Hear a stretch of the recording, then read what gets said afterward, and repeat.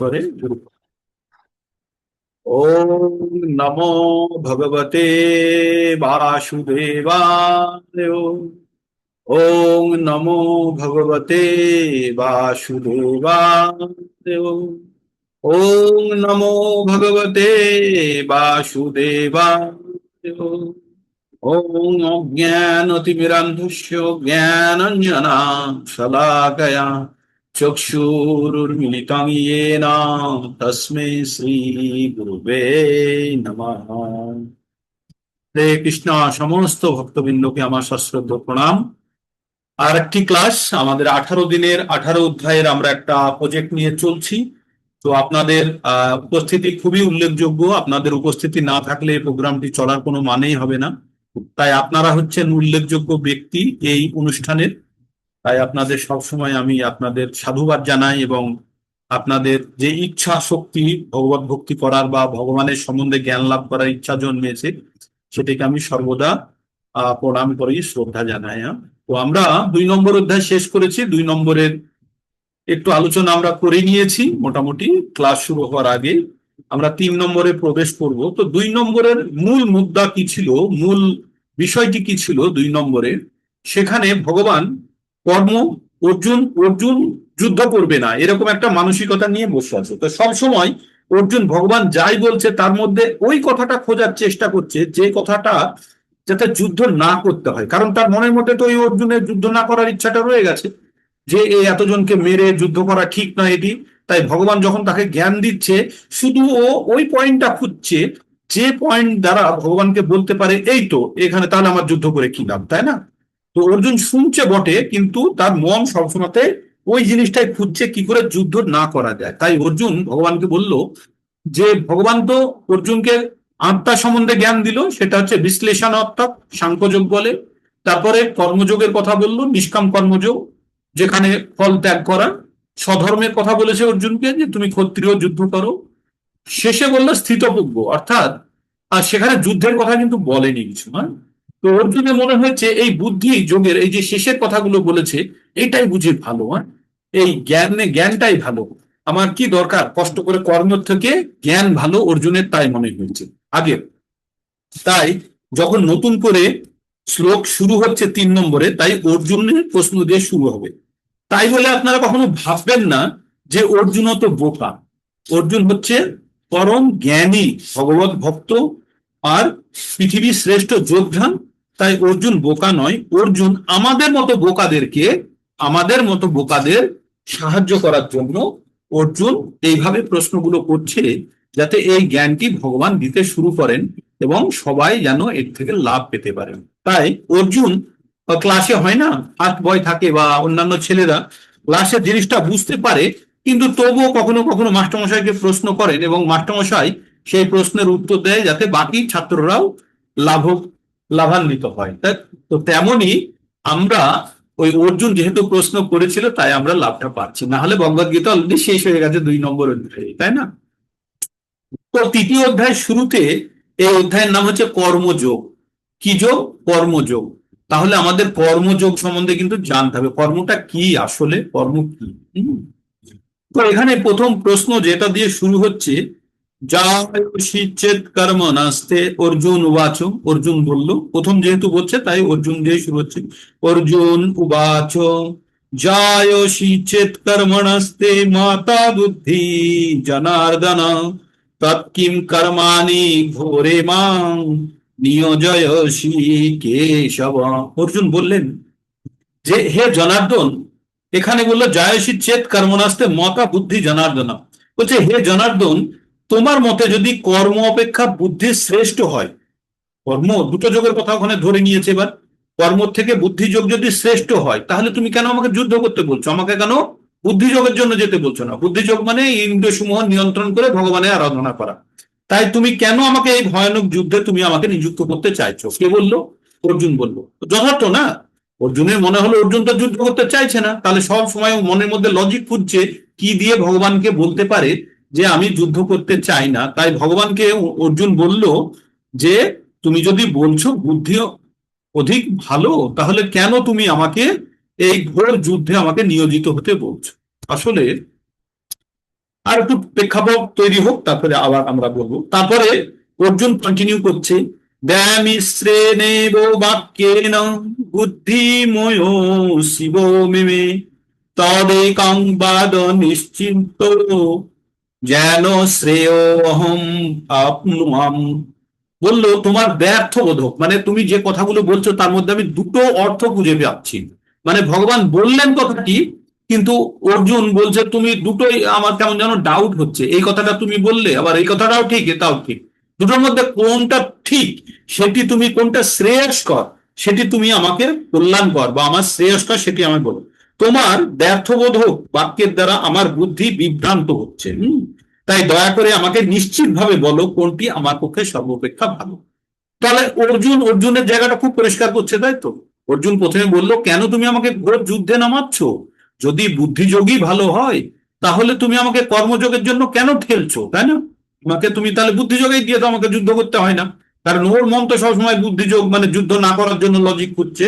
তাই ভগবানকে এই দুটো প্রশ্ন করলেন। এইবার শ্রী ভগবান উত্তর দিচ্ছে না। শ্রী ভগবান উবাচ লোকেস্মিন দ্বিবিধা নিষ্ঠা পুরা প্রপ্ত ময়া নঘ জ্ঞান যোগেন সাংখ্যানাং কর্ম যোগেন যোগিনাম। তো এখানে যে কথাটি বললেন দুটো যোগ, আসলে যোগ কি? যোগ আমরা তো কালকে কালকে আমরা ভগবদ গীতার পরশুদিন আমরা অর্জুনের অবস্থা সম্পর্কে শুনেছি, কালকে আমরা অর্জুনকে জ্ঞান দিল। যোগ মানে হচ্ছে যে প্রক্রিয়ার দ্বারা, যেমন 2 আর 2 যোগ করলে 4 হয়, তেমনি আত্মা পরমাত্মার সঙ্গে যুক্ত হওয়ার প্রক্রিয়াকে বলে যোগ। তার মানে আমরা ভগবানের অংশ স্বরূপ, আর এই অংশের কাজ হচ্ছে পুরোর সঙ্গে যুক্ত হওয়ার চেষ্টা করা, ঠিক এটা হচ্ছে অংশের কাজ। তাই আমরা প্রত্যেকটা মুহূর্তে আমরা ভগবানের সঙ্গে যুক্ত হওয়ার যখন চেষ্টা করি তখন তাকে বলা যোগ। এবার কিভাবে যুক্ত হব, তাই বিভিন্ন পদ্ধতি আছে। হ্যাঁ, বিভিন্ন পদ্ধতি, কখনো বলছে ভক্তি যোগ, কখনো জ্ঞান যোগ, কখনো অষ্টাঙ্গ যোগ, কখনো হঠ যোগ, কখনো রাজযোগ, বিভিন্ন যোগ, ভক্তি যোগ, বুদ্ধি যোগ, বিভিন্ন যোগের কথা বলা হয়েছে। এইবার এই যোগের মধ্যে কর্মযোগ বলে একটি যোগ, যেখানে আমরা বলি না কর্মই ধর্ম, অনেকে বলে না কর্মই ধর্ম, বাসে বিশেষ করে লেখা থাকে, পিছনের দিকে লেখা থাকে, তাই না? কর্মই ধর্ম। আসলে কি কর্মটা কি আগে জানতে হবে, তো কাকে কর্ম বলছে যদি না জানি তাহলে কি করে আমরা ধর্মের সঙ্গে সেটাকে মেলাবো? তাই আমরা এখন পড়বো কর্ম কাকে বলে। এই অধ্যায়টির নামই হচ্ছে কর্মযোগ, তাই আপনাদের বিশদভাবে বারবার কর্ম কর্ম কর্ম কথাটি আসবে। তাই এই কথাগুলি কর্ম বিশ্লেষণটা আমরা 4 নম্বরে পাবো, কিন্তু যেহেতু এই অধ্যায়টিতে কর্মের কথা উল্লেখ আছে সেই বিশ্লেষণটা কিন্তু এখনই আমি বলে দেবো, যাতে আপনাদের এই কর্মযোগের কথার মধ্যে ওই কথাটিকে রিলেট করতে পারেন এবং আপনারা ঠিকভাবে বুঝতে পারেন বা আমি বোঝাতে পারি। এখন যখন আমরা 5টি বিষয় সম্বন্ধে জানি, ভগবদ গীতাতে 5টি বিষয় সম্বন্ধে জ্ঞান লাভ করি। 5টি বিষয় কি কি? 5টি বিষয় হচ্ছে ঈশ্বর, জীব, প্রকৃতি, সময় এবং কর্ম। এই কর্ম কাকে বলে? যখন জীব প্রকৃতির সঙ্গে নির্দিষ্ট সময়ে আদান প্রদান করে তখন কর্ম উৎপন্ন হয়। কি হয়? কর্ম কি তাহলে? জীব যখন প্রকৃতির সঙ্গে আদান প্রদান করে তখন কর্ম উৎপন্ন হয়। আর এই কর্ম 3 প্রকারের হয়। কর্মের বিভাগীকরণ করা হয়েছে ফল অনুযায়ী। কর্মের যে ধরনের ফল হয় সেই ধরনের কর্মের নামকরণ করা হয়েছে। যদি কোনো কর্ম পুণ্য উৎপন্ন করে তাকে তাকে বলা হয় সকাম কর্ম বা সকাম কর্ম বলা হয়। যে কর্ম পুণ্য উৎপন্ন করে, আপনি বাড়ি থেকে বেরিয়ে অফিসে যাচ্ছেন, দেখলেন একটা লোক অসুস্থ হয়ে গেছে, তাকে নিয়ে আপনি হসপিটালে নিয়ে গেলেন, নিয়ে গিয়ে বললেন, মনে মনে ভাবছেন যে আমি না হলে লোকটা মরে যেত, আমি যা একটা ভালো কাজ করলাম, এটা হলো সকাম কর্ম, ঠিক? এটা হলো সকাম কর্ম। আপনি যাচ্ছেন, যেতে গিয়ে আপনি গাড়িতে ক্রস করতে যাবেন, আর একটা লোক কায়দা করে আপনার কাছে ক্রস করতে আসছে, আপনি ইচ্ছা করে একটু কনুই মেরে দিলেন, লোকটা দুম করে পড়লো, হাতে চোট ফোট লেগে গেল। এটা হলো বিকর্ম, পাপ উৎপন্ন করে এই ধরনের কাজ, যেটা পাপ উৎপন্ন করে। তাহলে কর্ম যেগুলো যে কর্মগুলো পুণ্য উৎপন্ন করে সেগুলো হচ্ছে সকাম কর্ম, আর যেগুলো পাপ উৎপন্ন করে সেগুলোকে বলা হয় বিকর্ম। আর এক ধরনের কর্ম আছে যেটি পাপ বা পুণ্য উৎপন্ন করে না, পাপ উৎপন্ন করে না, পুণ্য উৎপন্ন করে না, তাকে বলা হয় অকর্ম। এবার অকর্ম কেন, কিসের দরকার অকর্ম? বলছে, আমরা এই কিছুক্ষণের মধ্যেই পড়বো, তবুও বলে দিচ্ছি, তাহলে তখন আপনাদের রিলেট করতে সুবিধা হবে। আমরা যারা জীবধারী, আমরা প্রত্যেকটা মুহূর্তে জীবন ধারণের জন্য আমরা শ্বাস প্রশ্বাস নিই, ছাড়ি। তাই আমরা প্রত্যেকটা মুহূর্তে কর্ম করছি। তাই কর্ম করতে গেলে ফল উৎপন্ন হবেই। তিন ধরনের ফল হতে পারে, এক সকাম কর্ম হবে, নাহলে বিকর্ম হবে, অথবা অকর্ম। ফল উৎপন্ন হবেই। আর এই সকাম কর্ম এবং বিকর্ম ফল যে উৎপন্ন হবে, সেই ফল আমাকে ভোগ করতেও হবে। তাই এইগুলোকে বলা হয় বন্ধনকারী, মানে যে ফল আমাদের ভোগ ভোগ করতেই হবে। আর তাহলে অকর্ম কি? যে সমস্ত কর্ম আমরা করি সকাম কর্মের মতোই, কিন্তু ফলটা আমরা নিলাম না। ওই ব্যক্তিকে হসপিটালে তো নিয়ে গেল, কিন্তু ও এই কথা বললো না যে আমি নিয়ে এসেছি। ও কি বললো, ভগবান তুমি আমাকে দিয়ে এই কাজটি করালে, তোমাকে আমি অশেষ ধন্যবাদ জানাই। মানে তার শ্রেয় ভগবানকে দিয়ে দিল। বুঝতে পারলেন আমি কি বলতে চাইলাম? কাজটি সকাম কর্ম, কিন্তু সকাম কর্মের অন্তিম রূপ ভগবানের কাছে দিয়ে দিল। যে ভগবান তুমি আমাকে আজকে সুযোগ দিলে একটা মানুষের সেবা করার, আমি তোমার প্রতি কৃতজ্ঞতা ব্যক্ত করছি। যে আমার মতো অধমকে দিয়ে তুমি এরকম কাজ করিয়ে নিলে, আমি তার জন্য তোমার প্রতি কৃতজ্ঞতা ব্যক্ত করছি। তুমি সুযোগটা না দিলে আমি করতে পারতাম না।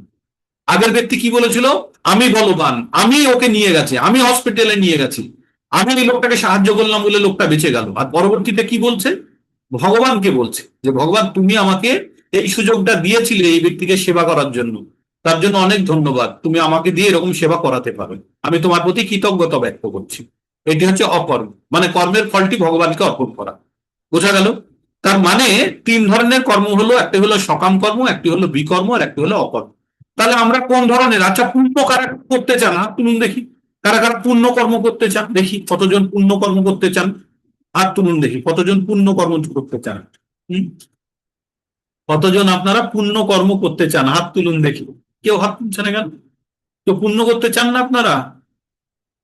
হম, পাপ, পাপ তো কেউ করতেই চাইবেন না, পুণ্যই করতে চাইছেন না, কি করে পাপ করবেন, তাই না?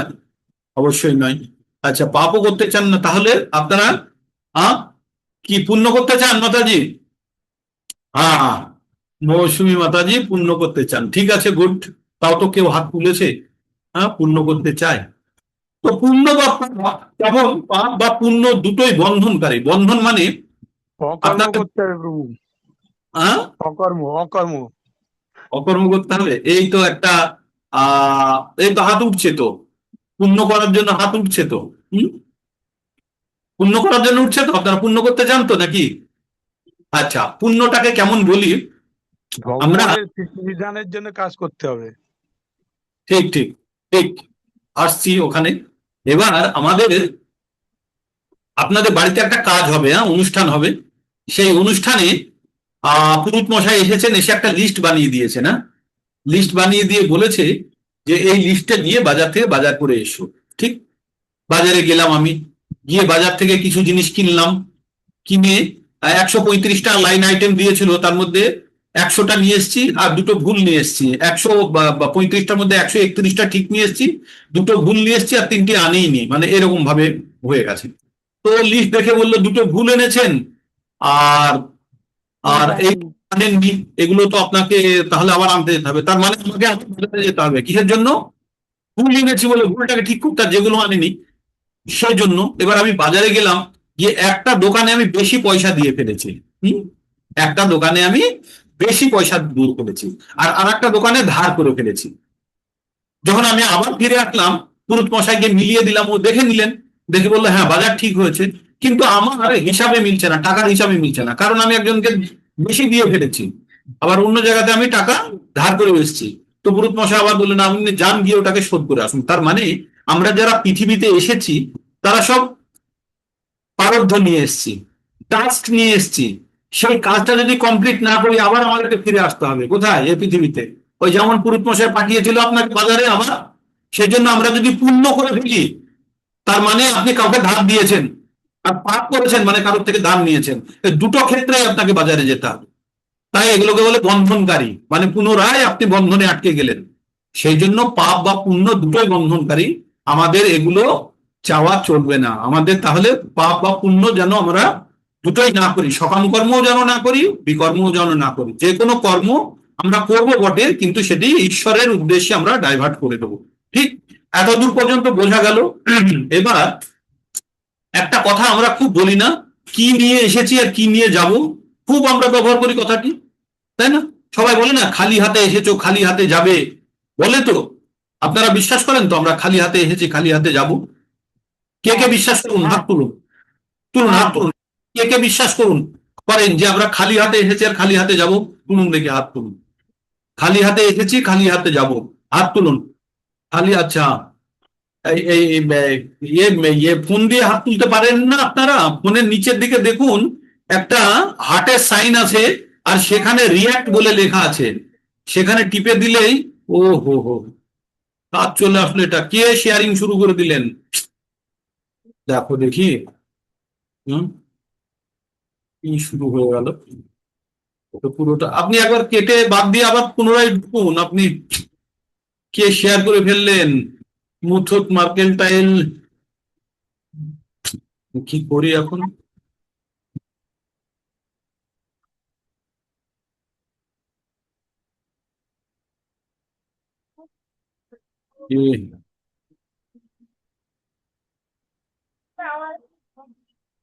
কৃষ্ণ।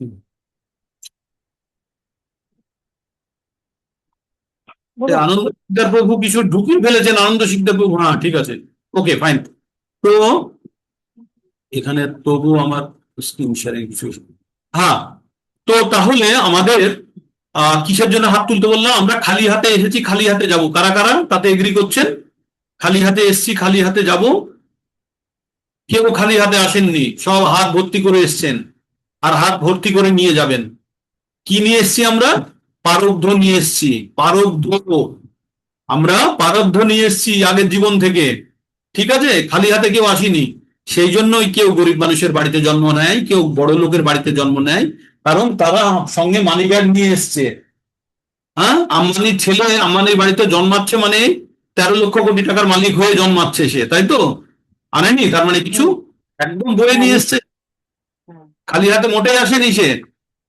সে পুরো পারব্ধ নিয়ে এসছে, আর যাচ্ছে কি নিয়ে? কর্মফল। কর্মফল, এই যে আমরা যত কিছু কর্মফল যা করছি সেগুলোর ফল আমরা একটা কাগজে লিখে নিয়ে চলে যাচ্ছি, ঠিক? তার মানে আমরা কেউ খালি হাতে আসি না আর খালি হাতে যাই না, আমরা পারব্ধ নিয়ে আসি আর কর্মফল নিয়ে যাই। বোঝা গেল? এটা পরিষ্কার? কোনো সন্দেহ নেই? ওকে। তো আমরা খালি হাতে আসি না আর খালি হাতে যাইও না, আমরা পারব্ধ নিয়ে আসি আর কর্মফল নিয়ে যাই, খুবই গুরুত্বপূর্ণ। এবার কর্ম আমরা তাহলে বুঝতে পারলাম আমরা কি, সকাম কর্ম। সকাম কর্ম মানে আমরা কিছু পুণ্য অর্জন করে নিয়ে গেলাম, পুণ্য অর্জন মানে বাজারে টাকা ধার দিয়ে এসছেন, আর পাপ মানে বাজারে ধার করে এসছেন, তার মানে আপনাকে আবার বাজারে যেতে হবে, তাই তো? তার মানে বারবার এই পৃথিবীতে আসা, এই পৃথিবীতে আসা মানে হচ্ছে জন্ম মৃত্যু জরা ব্যাধি, চারটে কষ্ট। যারা পৃথিবীতে আসছে, সে জন্মগ্রহণ করছে, জন্মগ্রহণ করা কষ্ট। তারপরে জরা মানে বুড়ো অবস্থাটা, তারপরে ব্যাধি অসুস্থ অবস্থাটা, আর তারপরে মৃত্যু, এই সবগুলোই কষ্টকর। তাছাড়া আরো তিনটে কষ্ট আছে, সেগুলোকে বলে আধি আত্মিক, মানে আমার সঙ্গে, আমার জ্বর হলো, জ্বালা হলো, মন খারাপ হলো, আমার আমার যদি জ্বর হয় আমাকে হসপিটালে ভর্তি হতে হবে, আমাকে ওষুধ খেতে হবে, আমার পায়ে ব্যথা আমাকে প্যারাসিটামল খেতে হবে, তাই না? অন্য কেউ খেলে হবে না। আমার যদি শরীর খারাপ হয়েছে, আমি যদি আমার অফিসের ছেলেটাকে বলি, বাবু তুই যা তো গিয়ে একটু হসপিটালে ভর্তি হয়ে একটু ইঞ্জেকশন নিয়ে আয় তো, আমার রোগ হয়েছে, হবে? হবে না, আমাকে ভর্তি হবে। এটা হচ্ছে আধি আত্মিক, আমার সঙ্গে। আমার বাড়িতে গাড়ি নিচে রাখা আছে, কেউ দূর থেকে ঢিল মেরে কাঁচ ভেঙে দিল, তাকেও খুঁজে পেলাম না, কাঁচটি আমার ভাঙা গেল। কেউ ফুটবল খেলছে, ওখান থেকে ক্রিকেট খেলছে, জানলা দিয়ে বল এসে আমার জানলার কাঁচটা ভেঙে গেল, দোষী আমি, যেখানে দায়ী নয়, কিন্তু আমার ক্ষতি হলো। এটাকে বলে আদি ভৌতিক, এটাকে বলে আদি ভৌতিক। প্রচন্ড বৃষ্টি হলো, খরা হলো, ভূমিকম্প হলো, আইলা বুলবুল, ইয়াস, এসব হয়ে গেল, ক্ষতি হয়ে গেল, এগুলো আমাদের কিছু করার আছে? ভূমিকম্প হয়ে গেল, কিছু করার আছে? এগুলো হচ্ছে অতি দৈবিক। তো তার মানে 7 প্রকার সমস্যা আমাদের পৃথিবীতে আছে, তাই পৃথিবীর নাম দুঃখালয়ম অশাশ্বতম, এটা একটি দুঃখের জায়গা। এখানে কষ্ট পাওয়ার জন্য আমরা এসেছি। আমরা যদি এখানে সুখ খুঁজি, তার মানে কেমন ভাবে আমরা ওয়াশিং মেশিনের মধ্যে খাবার রেখে ঠান্ডা করার প্ল্যান করছি। হম, আমরা যদি ওয়াশিং মেশিনের মধ্যে খাবার রেখে যদি ভাবি ঠান্ডা হবে, তা চালিয়ে দিলে তাহলে খাবার ঠান্ডা হবে না। বা ফ্রিজের মধ্যে যদি কাপড় ঢুকিয়ে দিয়ে সুইচ অন করে দিই, জামা কাপড় পরিষ্কার হবে? হবে না। না। আমরা ভুল জায়গায় ভুল জিনিস ব্যবহার করছি। তো তেমনি আমরা এই পৃথিবীতে সুখ খোঁজার চেষ্টা করছি, তাই এই পৃথিবীর নামই হচ্ছে দুঃখালয়ম। হ্যাঁ, যদি বিদ্যালয়ে কেউ যদি বলে যে এটা কি হিমালয়, হিম পাবে, সে বিদ্যালয়ে গিয়ে পাবে না। হিমালয় সে পাবে, সে বিদ্যা পাবে না, তাই না?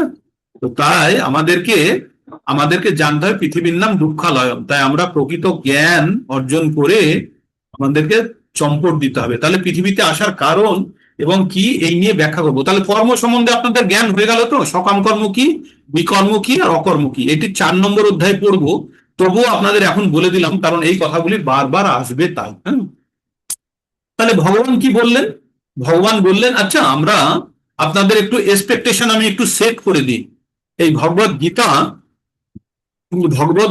ভগবান বলেছিলেন অর্জুনকে, কিন্তু আলটিমেট ভগবত গীতার উদ্দেশ্য কিন্তু মানুষের মধ্যে ভক্তি প্রেম জাগানো। আলটিমেট মানে আমি প্রথমেই বলে দিচ্ছি, যেহেতু আমি পড়েছি, অর্জুন তো প্রথমে পড়েনি, সেজন্য অর্জুন তো শুনেছে, ও তো 45 মিনিট বা 1 ঘন্টায় শুনেছে, কিন্তু আমরা তো অনেকদিন ধরে পড়বো। তাই আপনাদের আলটিমেট আমরা কি পেতে চলছি, আমরা কিন্তু ভগবত প্রেমের জন্য আমরা যাচ্ছি, আর কোনো কিছু নয়। ভগবত গীতা থেকে আমরা যে জিনিসটা জানবো, আমাদের প্রকৃত পরিচয় জেনে আমাদের কি করা উচিত সেটা জেনে আমরা সেটা করার জন্য উদ্বুদ্ধ হব। তাহলে আমাদের প্রকৃত পরিচয় আমরা কি জানবো? আমরা ঈশ্বরের অংশ। এই পৃথিবীতে আমরা আবদ্ধ হয়ে গেছি, যেন কুয়োর মধ্যে পড়ে গেছি। তাই আমাদেরকে এবার তুলতে হবে ভগবানকে। যতক্ষণ না পর্যন্ত কান্নাকাটি করব ততক্ষণ পর্যন্ত আমাদের এই কুয়ো থেকে মুক্ত করবে না, ঠিক? তো তাই আমরা বারবার ভগবানের নাম, ভগবানের গুণগান, ভগবানের পুজো অর্চনা, বিভিন্ন কার্যকলাপ শুরু করি এই কুয়ো থেকে বেরোনোর জন্য, এই এই পৃথিবীর ধরাধাম থেকে, দুঃখালয় মশাচ্ছাদন থেকে মুক্ত হওয়ার জন্য। এটা আমাদের আসল জায়গা নয়, এটা আমরা পানিশমেন্ট খেতে জেলে এসেছি, তাই জেল থেকে বেরোনোর জন্য চেষ্টা করছি। তবে আনন্দের বিষয় কি জানেন? এই জেলের যে গেট আছে, সেই গেটটা হচ্ছে মানব জীবন। মানে আমরা এই জেল থেকে যদি বেরোতে হয়, তাহলে মানব জীবন দ্বারাই আমরা জেল থেকে বেরোতে পারবো। শুধু মানবই এই জেল থেকে বেরোতে পারে, বাকিরা শুধু চক্র কাটছে। আর যখন গেটের সময় আসছে তখন ওটা মানব জীবন। তাহলে মানব জীবন যদি গেট পার হয়ে গেল, আবার কুকুর, শিয়াল, বেড়াল, গাছপালা, পশু পাখি, সাপ, ব্যাঙ, কুকুর হতে হতে এই গেটের কাছে যখন আসছে তখন মানুষ। তার মানে মানুষের কাছেই সুবিধাটা আছে গেটটা খুলে বেরিয়ে আসা। কিন্তু আমরা এই জড়জগতে এত মোহাচ্ছন্ন, বা জড়জগৎকে ভোগ করার এত ইচ্ছাতে আমরা ব্যস্ত, বা আমরা এত অজ্ঞানতার মধ্যে ডুবে আছি, তাই আমরা কখনোই সে চিন্তা করি না, এই জ্ঞানের সুযোগ আসে না, আর আমরা গ্রহণও করতে চাই না, তাই না? আমাদের মনে হয় যাতে আমাদের আনন্দ, তার থেকে যে বিরত করছে সে খুব বাজে লোক, তাই না? কখনো কখনো সকাল 9টার সময় গুলি ডান্ডা খেলতাম বা গুলি নিয়ে খেলছি, তখন বাবা যদি বলে স্কুলে যা, তখন খুব রাগ হতো না? হ্যাঁ, খেলে আনন্দ পাচ্ছি, তুমি স্কুলে যেতে বলছো, আমি না গেলে তোমার কি হবে? বলতাম না, বাবাকে প্রশ্ন করতাম না? কিন্তু পরবর্তীতে আমরা জানতে পারলাম যে বাবা ঠিকই করেছেন। তো এই যে তৎক্ষণাৎ আনন্দ দেয় তাকে বলে প্রেয়, যেটা তৎক্ষণাৎ আনন্দ দেয় তাকে বলে প্রেয়। আর দীর্ঘকালীন আনন্দের জন্য কাজ করাটাকে বলে শ্রেয়। কি বলে? শ্রেয়। তাই ভগবানকে অর্জুন বলল যে আপনি আমাকে যেটা শ্রেয় সেটা বলুন, প্রেয়র কথা বলেনি। তৎক্ষণাৎ অর্জুনের মন খারাপ, অর্জুনকে তো তখন কোনো একটা ভালো কথা বলে হাসিয়ে খুশি করে দিতে পারত, কিন্তু দীর্ঘকালীন যেটা ভালো সেটির জন্য অর্জুন বললেন যেটি শ্রেয় সেটি আমায় বলুন। তাই অর্জুন অনেকবারই জিজ্ঞেস করবে, যশ্রেয় সন্নিশ্রিতং ব্রূহি তন্মে। আমরা কালকে পড়েছি 2-এর সাথে, যশ্রেয় যেটা সব থেকে শ্রেয়, সন্নিশ্চিতং সুনিশ্চিত ভাবে, মানে বলুন, তন্মে মানে আমাকে বলুন, আপনি আমাকে বলুন, যেটা সুনিশ্চিত ভাবে বলুন কোনটাই আমার জন্য ভালো। তো একটু আগেও আমরা পড়লাম না, সন্নিশ্চিতং। তো এইভাবে আমরা এগোচ্ছি ভগবান কি বললেন। তাই ভগবান এবার অর্জুনের মনের দ্বিধা দূর করার জন্য অর্জুনের মাধ্যমে কিন্তু ভগবত ভক্তির জ্ঞানটা দেওয়া হবে। মানে এটা হচ্ছে একটা প্রসেস, এটা একটা নাটকের মাধ্যমে আমাদেরকে নাটকের জ্ঞানটা দেওয়া হবে। তাই অর্জুন যখন জিজ্ঞেস করলো যে আপনার কথাতে আমি আমি দ্বিধা মানে হয়ে যাচ্ছি, দ্বন্দ্বে পড়ে যাচ্ছি, যে এটা ভালো না ওটা ভালো, তাই আপনি আমাকে সুনিশ্চিত ভাবে, নিশ্চিত ভাবে বলুন কোনটা আমার জন্য শ্রেয়, কল্যাণকর। তখন ভগবান বললেন যে হে নিষ্পাপ অর্জুন, আমি এর আগে তোমাকে ব্যাখ্যা করেছি 2 প্রকারের মানুষ হয়। একটা হচ্ছে মানুষ দুই প্রকারের মানুষ, আত্ম উপলব্ধি মানে সেলফ রিয়ালাইজেশন, নিজেকে জানার চেষ্টা করা। সেলফ রিয়ালাইজেশন মানে কি? নিজেকে জানার চেষ্টা করা। দুই ধরনের মানুষ নিজেকে জানার চেষ্টা করে। কেউ অভিজ্ঞতা দ্বারা, কেউ বিষ খেয়ে দেখে বিষ কেমন, তারপরে ডাক্তারের ট্রিটমেন্টের পরে বিষ কষ্টকর। আর কেউ অন্যের থেকে জ্ঞান প্রাপ্ত করে দেখে নেয়, জেনে নেয় না। আর আরেকটা হচ্ছে ভক্তির মাধ্যমে কেউ ভগবানকে জানতে চায়। মানে দুটো ভাবে এই ভগবানকে জানার চেষ্টা করে। হচ্ছে এক হচ্ছে জ্ঞানের মাধ্যমে, আর একটা হচ্ছে ভক্তির মাধ্যমে। এই দুটো আপনারা এন্ড জেনে নিন যে ভগবান এই যে এখানে যে আত্ম উপলব্ধি জিনিসটা আসছে ভক্তির মাধ্যমে একটা, আর একটা হচ্ছে জ্ঞানের মাধ্যমে। তো অর্জুনকে প্রথমে তো ব্যাখ্যা করেছে, বিশ্লেষণ করেছে, সেখান থেকে অর্জুন কিছুটা জ্ঞান পেয়েছে, কিন্তু উপলব্ধিটা এখনো আসেনি। অর্জুনের উপলব্ধি হয়েছে? উপলব্ধি হয়নি। তাই অর্জুনকে বললো, তাই উপলব্ধির স্তরে ভগবান অর্জুনকে নিয়ে যেতে চান। তাই মাঝে মাঝে জ্ঞান দেবেন এবং উপলব্ধির কথা অর্জুনকে বলবেন। তো এইবার আমরা যেটা পড়বো সেটা ভগবান বলছে, এই যে আমরা আর একটা জিনিস আমাদের জানতে হবে, আমরা যে কোনো কাজ করি, আমরা কিভাবে কোনো কাজ করি, আমাদেরকে কে কাজটি করাই, এই চ্যাপ্টারের মধ্যে এই কথাগুলি আছে। এই কাজটি আমরা যে কোনো কাজ করছি, আমাদেরকে কে কাজটি করায়? কাজটি করে কে? বলছে প্রকৃতি করায়। আমরা ভাবি যে আমরা করছি কাজটি, আমরা করছি না। এটি 3:27 পড়বো। সেখানে কি বলছে? প্রকৃতি ক্রিয়া মানানি, প্রকৃতি ক্রিয়া মানেনি, গুণে কর্মাণি সর্বস্ব, অহংকার ও বিমূঢ় আত্মা কর্তাহম ইতি মান্যতে। মানে আমরা যে কোনো কাজ করছি, প্রত্যেকটা কাজ আমরা প্রকৃতির গুণ দ্বারা চালিত হয়ে করছি, প্রকৃতির গুণ দ্বারা চালিত হয়ে। এবার প্রকৃতির গুণ কি? প্রকৃতির 3টে গুণ আছে, সত, রজ, তম। এই 3টে গুণ আমাদের মধ্যে উৎপন্ন হয়েছে, আর এই 3টে গুণ দ্বারা আমরা চালিত হয়ে যে কোনো কার্য আমরা করি, এই প্রকৃতির 3টে গুণ দ্বারা চালিত হয়ে করি। তার মানে এই যে প্রকৃতি থেকে আমরা যা গ্রহণ করি এবং যা সঙ্গ করি, সেই থেকে আমাদের মধ্যে গুণ উৎপন্ন হয়, আর সেই গুণ আমাদেরকে চালনা করে। ঠিক এতদূর পর্যন্ত বোঝা গেল? তাই আমাদের মধ্যে যে গুণগুলো আছে, বা আমরা যেগুলোকে আমাদের গুণ একটা ইনহেরেন্ট, আমরা জন্মগতভাবে কিছু গুণ নিয়ে জন্মাই, তারপরেও আমরা গুণের পরিবর্তন ঘটাতে পারি। সেটা কি? পরিবেশ অনুযায়ী। ঠিক আছে? তো তাই এখানে ভগবান বললেন যে আমরা এমন কোনো সময় নেই যে আমরা যে কোনো কাজ করি ক্ষণকালও আমরা কাজ না করে থাকতে পারবো না। প্রত্যেক মুহূর্তে আমাদের কিছু না কিছু কাজ করতে হবে। আর এই কাজগুলো আমরা কিভাবে করি? প্রকৃতির দ্বারা অবশ হয়ে, প্রকৃতির দ্বারা অবশ হয়ে।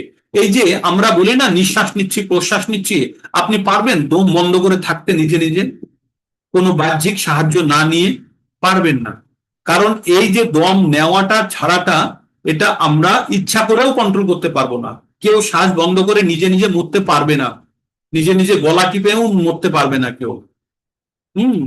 অন্য কোনো অস্ত্রের প্রয়োগ না করে মানুষ কখনোই নিজে নিজে এইভাবে মরতে পারবে না, বাইরে থেকে কোনো সাহায্য নিতেই হবে, তাই না? তো তেমনই বলছে। কারণ আমাদের হৃৎপিণ্ড, আমরা যদি বলি না চালাবো না হৃৎপিণ্ড হচ্ছে কি পেশি বলে? হৃৎপেশি। ও নিজে নিজেই চলতে থাকে, ও ঠিক ও নিজের ইচ্ছাই চলতে থাকে, আমাদের কোনো নিয়ন্ত্রণ নেই ওর উপরে, কোনো নিয়ন্ত্রণ নেই আমাদের। তো তেমনি আমরা প্রকৃতির দ্বারা চালিত হই, প্রকৃতির গুণ দ্বারা আমরা চালিত হই। এখানে তাই 5 নম্বর শ্লোকে বলছে, না হি কশ্চিৎ মাপি জাতু তিষ্ঠত্ব কর্মকৃত কার্যতে হি অবশ্য কর্ম সর্ব প্রকৃতির গুণেই। আমরা যে কোনো কাজ, কি বলছে? সকলে জড় প্রকৃতি জাত গুণ সমূহের দ্বারা প্রভাবিত হয়ে অসহায় ভাবে আমরা কর্ম করতে বাধ্য হই। আমরা অসহায় কেন? আমাদের কিছু না কিছু কাজ করতেই হবে। আর কে কাজটা করাচ্ছে? প্রকৃতির গুণ। প্রকৃতির কি কি গুণ বললাম? সত, রজ আর তম। এই 3টে গুণের প্রভাবে আমরা যে কোনো কাজ করি, আর এই প্রকৃতির গুণই আমাদেরকে দিয়ে সব কাজ করায়। তার মানে আমরা যদি ভাবি যে আমি এই করছি সেই করছি, না, আমরা গুণটাকে উৎপন্ন করছি আমাদের মধ্যে, তারপরে সেই গুণ আমাদের চালিত করে দিচ্ছে। আপনি যদি আপনার বাড়িতে গাড়ির জন্য আপনি যদি ড্রাইভারকে হায়ার করেন, করে আপনি আপনার বাড়িতে আসানসোল নিয়ে গেলেন কলকাতা থেকে ড্রাইভার গাড়ি চালিয়ে, আপনি যদি বলেন আমি গাড়ি চালিয়েছি, না, আপনি ড্রাইভারকে হায়ার করেছেন, ড্রাইভার গাড়ি চালিয়েছে। তো তেমনি আমরা যে কোনো কাজ করছি প্রকৃতির গুণ দ্বারা, প্রকৃতির গুণ দ্বারা অবশ হয়ে আমরা কাজ করতে বাধ্য হচ্ছি। তাই কোনো মুহূর্তে আমরা কাজ না করে আমরা থাকতে পারবো না।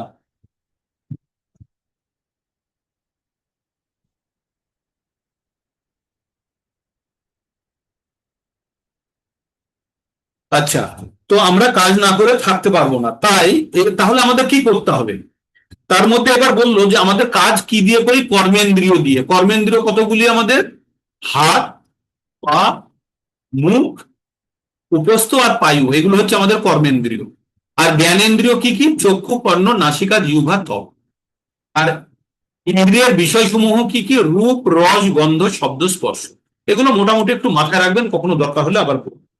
এইবার 6 নম্বর শ্লোকে বলছে কর্মেন্দ্রিয়ানি সংযম্য যো আস্তে মনসা স্মরণ ইন্দ্রিয়ার্থান বিমূঢ়াত্মা মিথ্যাচার স উচ্যতে। আচ্ছা, আমরা কখনো কখনো জোর করে আমাদের কর্মেন্দ্রিয়গুলোকে নিয়ন্ত্রণ করে নিই, কিন্তু মনে মনে ওই জিনিসটা চাইছি। তাকে কি বলছে? মিথ্যাচারী বলছে। কি বলছে? মিথ্যাচারী। যারা যারা কি করছে? যারা মনে মনে, বাইরে থেকে তো দেখাচ্ছে আমি কিছুই নয়, আমি চাই না, কিন্তু মনে মনে তারা সেই জিনিসটাকে চাইছে, তাদেরকে বলছে মিথ্যাচারী। তো এরকম মিথ্যাচারীর পরিবর্তে কি ভালো? যে যারা কাজ করছে, মানে আমি কাজ করছি না অথচ মনে মনে চাইছি কাজটা করতে পারলে হতো। আমরা আমাদের কর্মেন্দ্রিয়কে সংযম করেছি, কিন্তু মনে মনে চাইছি কাজটা করতে পারলে হতো। তো এটাকে তাদেরকে বলছে মিথ্যাচারী। হ্যাঁ, মিথ্যাচার সব উচ্চতে। উচ্চতে মানে বলা। তো বলছে যে ব্যক্তি পঞ্চ কর্মেন্দ্রিয় সংযত করেও মনে মনে বিষয়গুলি স্মরণ করে, সে মূঢ় অবশ্যই নিজেকে বিভ্রান্ত করে, সে নিজেকেই বোকা বানাচ্ছে, এবং তাকে মূঢ়া বলা হয়েছে। তারপর বলছে, ভগবান বলছে তার থেকে, এই মনে মনে কাজ করার থেকে কি ভালো? যে আমাদের ইন্দ্রিয়গুলোকে একটু নিয়ন্ত্রণ করে তাদেরকে দিয়ে ওই কাজটা করা বরং ভালো। তাই বলছে যস্ত্রিয়ান্দ্রিয়ানি মনসা নিয়ম ভারং বতে অর্জুন কর্মেন্দ্রিয়াই কর্ম যোগ আসক্ত সবিশিষ্যতে। আবার পড়ি, যস্তু ইন্দ্রিয়ানি মনসা নিয়ম নিয়ম আহরতে অর্জুন অর্জুন কর্মেন্দ্রিয়ে কর্মযোগম আসক্ত স বিশিষ্যতে। বললেন যে কিন্তু যিনি মনের দ্বারা ইন্দ্রিয়গুলিকে সংযত করে অনাসক্ত ভাবে, এই অনাসক্ত কথাটি বারবার আপনারা শুনবেন। অনাসক্ত মানে আসক্ত রহিত ভাবে আমরা যে কোনো কাজ করছি, কিন্তু ফলের প্রতি আমাদের আসক্তি নেই, এটাকে বলছে অনাসক্ত অবস্থা। অনাসক্ত কেমন?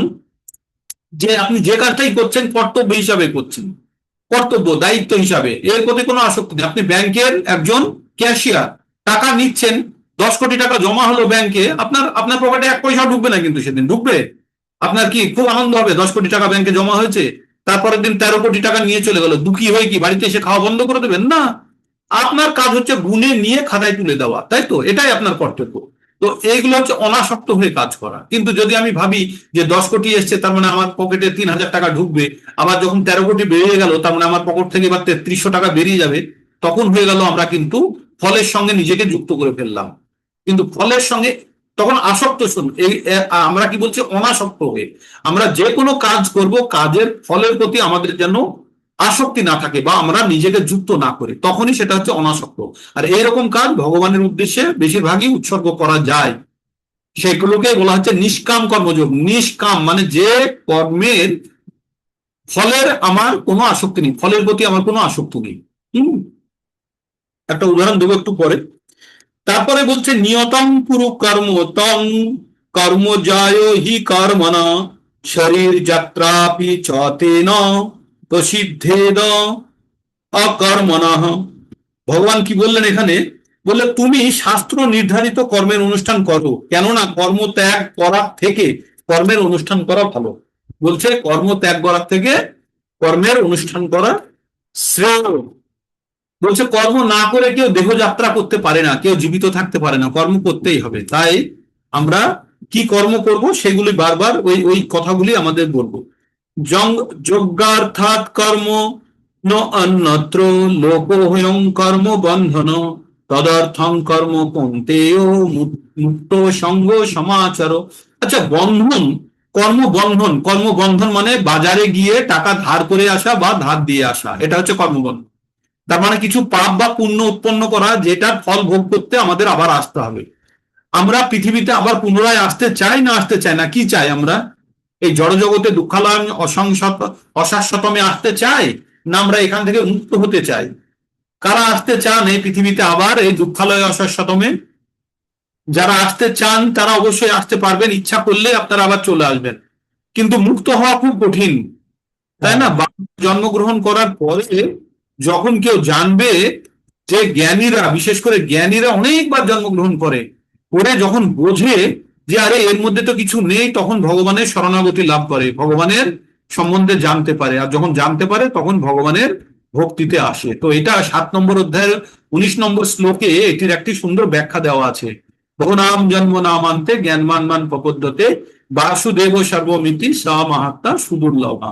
এরকম মহান আত্মা, অত্যন্ত দুর্বল, যারা দুর্লভ, যারা বারবার জন্মগ্রহণ করার পরে জানতে পারে ভগবানই সবকিছুর কারণের কারণ, তাই ভেবে ভগবানের শরণাগতি নেয়, আর তারা এই জন্ম মৃত্যুর চক্র থেকে মুক্ত হয়। তো আমরা এখন যেটা পড়লাম সেটা আমাদের কি জানতে পারলাম, যে আমাদের যে বিষ্ণুর প্রীতিবিধান করা মানে ভগবানের প্রীতিবিধান করাই কেবল কর্ম হওয়া উচিত। আমরা যে সমস্ত কর্ম করছি সেই সমস্ত সমস্ত কর্ম যেন ভগবানকে ডাইভার্টেড হয়। সকাম কর্ম করলেও বন্ধন, বিকর্ম করলেও বন্ধন। তাহলে কি করবো যাতে আমার কোন রকম বন্ধন না আসে?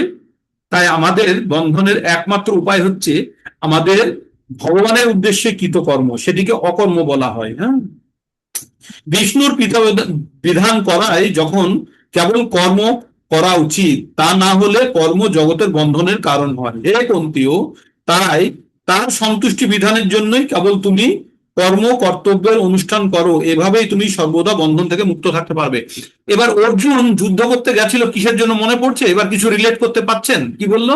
বিষ্ণুর প্রীতি বিধান করার জন্য তুমি কর্ম করো, তোমার মনের সন্তুষ্টির জন্য নয়। তুমি দুঃখ পাবে কি আনন্দ পাবে তার জন্য নয়, তুমি করতে যাও ভগবানের সেবক হিসাবে, ভগবানের কি পছন্দ সেটি তুমি করতে যাও। তাই অর্জুন ফাইনালি যখন যুদ্ধ করতে গেছিল, অর্জুন ক্ষত্রিয় হিসাবে রাজ্য জয় করার জন্য ধর্ম অধর্মের কোনো যুদ্ধ করতে যায়নি।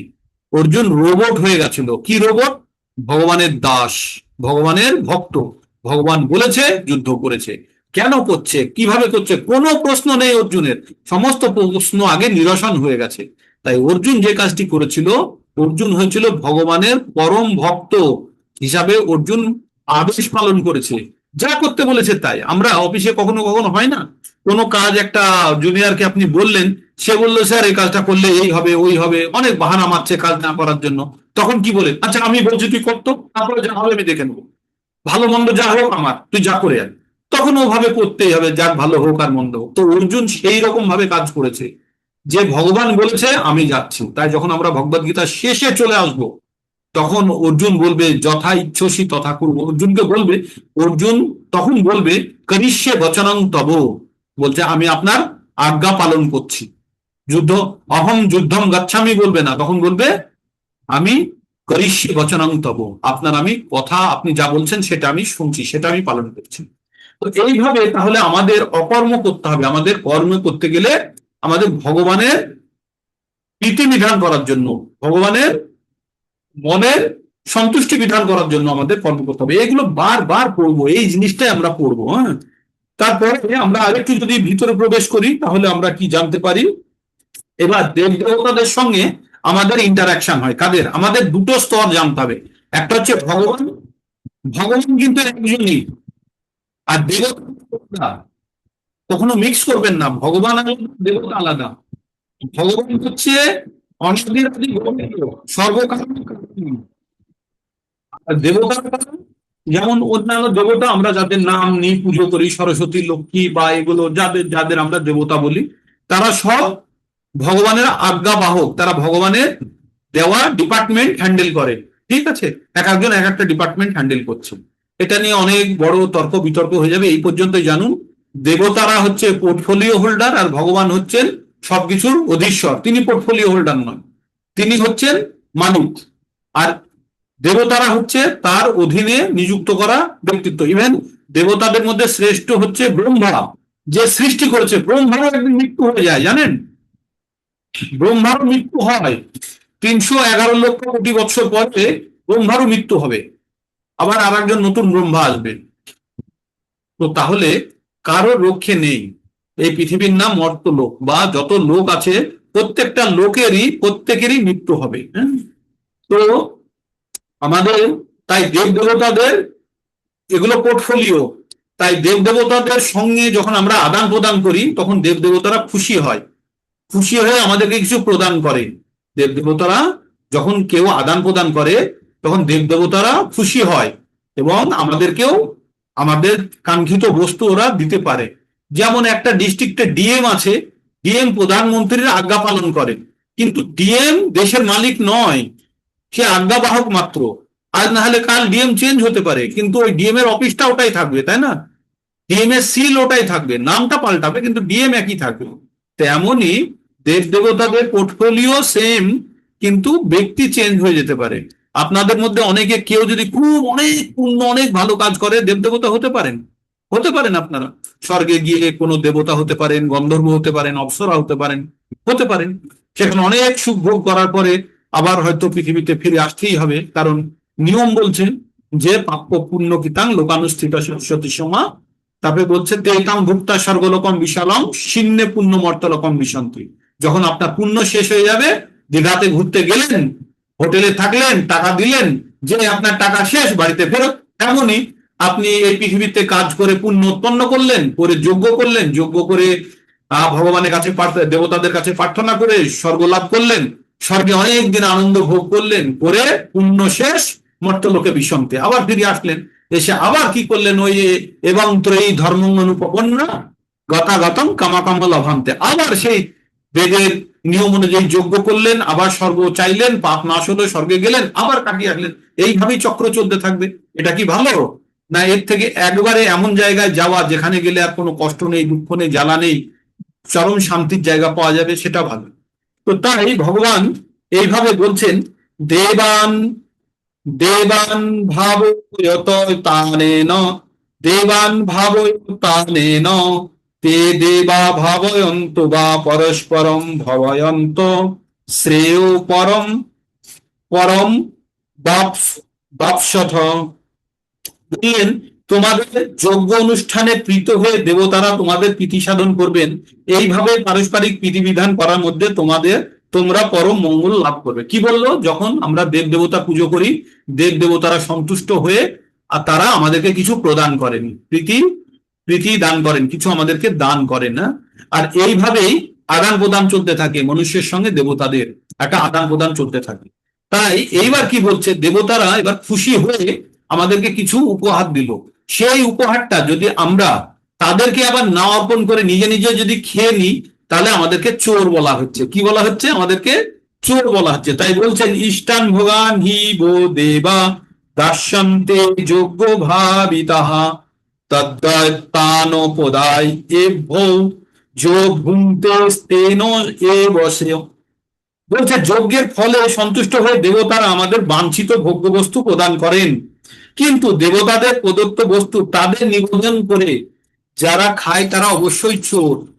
মানে আমরা কোনো জিনিস বাজার থেকে কিনে এনে আমরা ভাবি যে আমরা টাকা দিয়ে, আমরা টাকা কষ্ট করে চাকরি করে টাকা বা ব্যবসা করে টাকা উৎপন্ন করেছি, সেই টাকা দিয়ে কিনে এনে আমি খাচ্ছি, আমি কেন দেবতাকে বা ভগবানকে অর্পণ করব?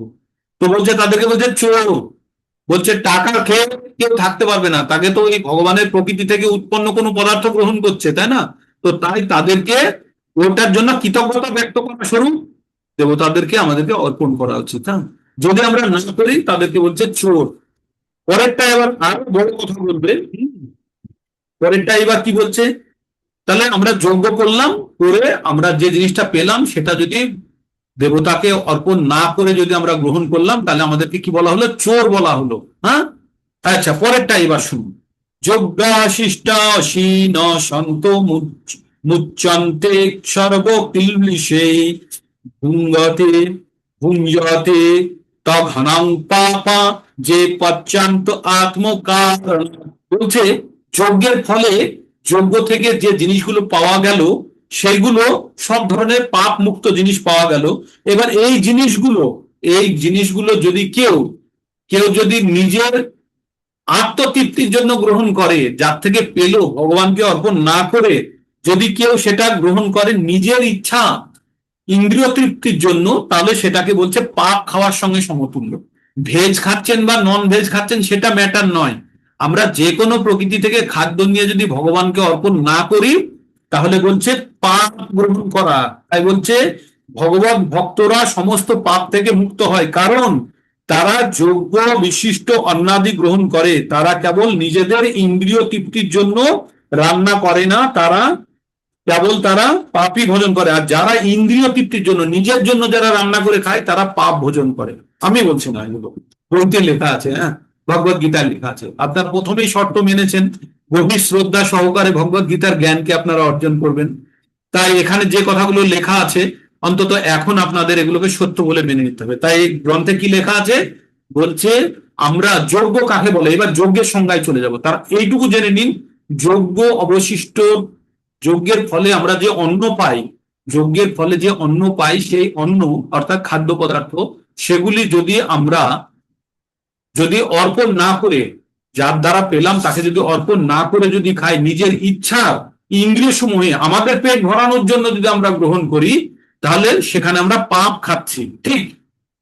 আর একবার শুনুন, যজ্ঞাশিষ্ট অসীন শান্ত মুচ্যন্তে সর্ব কিলমিষে ভুঞ্জতে তে ভদং তদং পাপা যে পচ্যান্ত আত্মকারণাৎ। আত্মকারণাৎ যে রান্না করছে, নিজের প্রয়োজনের জন্য যে রান্না করছে, ভগবানকে অর্পণ না করে, ভগবানের উদ্দেশ্যে না করে, যে নিজের ইন্দ্রিয় তৃপ্তির জন্য করছে, সে অবশ্যই পাপ খাচ্ছে। কিন্তু যারা যারা ভক্ত, যারা যজ্ঞের পরে যেটা পায় সেটা ভগবানকে অর্পণ করে যারা খায়, তারা পাপ খায় না। এবার যজ্ঞ কাকে বলছে, এবার যজ্ঞটা শুনুন। যজ্ঞটা কিভাবে যজ্ঞ আপনাদের অন্ন উৎপন্ন করে সেটা শুনুন। কি বলছে, অন্নাদ ভবন্তি ভূতানি পার্জন্য অন্ন সম্ভব যজ্ঞাদ ভবতি পার্জন্য যজ্ঞ কর্ম সম্ভব সমুদ্ভব। অন্নাদ ভবন্তি ভূতানি পার্জন্য অন্ন সম্ভব যজ্ঞাদ ভবতি পার্জন্য যজ্ঞ কর্ম সমুদ্ভব। তার মানে বললো অন্ন মানে যেটা আমরা খাই সেটা কিসের জন্য উৎপন্ন হয়, সেটা বৃষ্টির জন্য। বৃষ্টি হয় বলে অন্ন উৎপন্ন হয়, আর বৃষ্টি হয় যজ্ঞ থেকে, যজ্ঞ করলে বৃষ্টি হয়। আর যজ্ঞ কিভাবে হয়, আমাদের কর্ম থেকে যজ্ঞ উৎপন্ন হয়। তার মানে কর্ম থেকে হলো যজ্ঞ, যজ্ঞ থেকে হলো বৃষ্টি, আর বৃষ্টি থেকে উৎপন্ন হলো অন্ন, সেই অন্নটি আমরা গ্রহণ করছি। তার মানে এটা একটি যজ্ঞের অবশিষ্ট, যজ্ঞাশিষ্ট ফল হলো। এবার সেই অন্ন যদি আমরা ভগবানকে অর্পণ করে না খাই, নিজের ইন্দ্রিয় তৃপ্তির জন্য খাই, তাহলে সেটা আমরা কি খাচ্ছি, অত্যন্ত পাপ কাজ করছি, পাপ খাচ্ছি আমরা। মাথায় রাখবেন, ভয় পাবেন না কেউ, জ্ঞান আগে অর্জন হোক তারপরে দেখা যাবে। হ্যাঁ, তার মানে আমরা যজ্ঞাশিষ্ট যে ফল পাচ্ছি সেটি যদি ভগবানকে অর্পণ না করে খাই, তাহলে আমরা পাপ খাচ্ছি বা পাপ অর্জন করছি। এইবার এই যে কর্ম কিভাবে উৎপন্ন হয় সেটা আবার আমাদের বলছে। হ্যাঁ, তার মানে আপনাদের এই সিকোয়েন্সটা একবার বুঝতে হবে। সিকোয়েন্সটা আরেকবার বলবো, কর্ম ব্রহ্ম উদ্ভবম বিদ্ধি ব্রহ্ম অক্ষর সমুদ্ভবম তস্মাৎ সর্বব্রতং ব্রহ্মং নিত্য যজ্ঞে প্রতিষ্ঠিতম। এবার এখানে আর একটা কথা বলছে ভগবানের মুখ থেকে বেরিয়েছে বেদ, বেদ থেকে বেরিয়েছে জ্ঞানের কথা। সেই অক্ষর জ্ঞানের কথা থেকে কর্মের আমরা আইডিয়া পাই, সেই কর্ম থেকে হয় যজ্ঞ, যজ্ঞ থেকে হয় বৃষ্টি, বৃষ্টি থেকে হয় অন্ন, সেই মানুষ বেঁচে থাকছে। ঠিক। তার মানে ভগবানের সঙ্গে রিলেট করার জন্য বললো, ভগবানের থেকে জ্ঞান বেঁচে, বেদের মধ্যে জ্ঞান হচ্ছে কিভাবে কর্ম, কর্ম থেকে হচ্ছে যজ্ঞ, যজ্ঞ থেকে হচ্ছে বৃষ্টি, বৃষ্টি থেকে হচ্ছে অন্ন, অন্ন খেয়ে মানুষ। তার মানে আলটিমেটলি ভগবানের সঙ্গে মানুষের কানেক্টিভিটি বেরোলো কি বেরোলো না। আপনারা শুনুন, ভগবানের মুখনিসৃত বাণী, ভগবান যে কাকে দিয়ে, বেদ কাকে দিয়ে বলালো, ব্রহ্মকে দিয়ে বলালো। ব্রহ্মার হৃদয়ে ভগবান সব জ্ঞান দিয়ে দিয়েছিল। বেদ মানে হচ্ছে জ্ঞান। সেই বেদ থেকে আমরা জ্ঞান পেলাম, সেই জ্ঞান থেকে কর্ম করার স্পৃহা, কর্ম কিভাবে করতে হয় জানলাম। সেই কর্ম থেকে যজ্ঞ হলো, সেই যজ্ঞ থেকে বৃষ্টি হলো, বৃষ্টি থেকে অন্ন উৎপন্ন হলো, সেই অন্ন আমরা গ্রহণ করছি, করে জীবনযাপন করছি। তাহলে ভগবানের নির্দেশটা আলটিমেটলি আমাদের অন্নতক পৌঁছালো। বোঝা গেল এটা? এই চেনটা বুঝতে পারলেন আপনারা? এটা বোঝা দরকার, ভগবানকে আমাদের সঙ্গে রিলেট করার জন্য খুব বোঝা দরকার। আমরা যদি ভাবি যে আমি চাকরি করে, আমি ব্যবসা করে, আমি টাকা ইনকাম করে বাজার থেকে চাল কিনে আনছি, ভগবানের কি করার আছে এতে, তাই না? অনেক সময় আমরা ভাবি তো।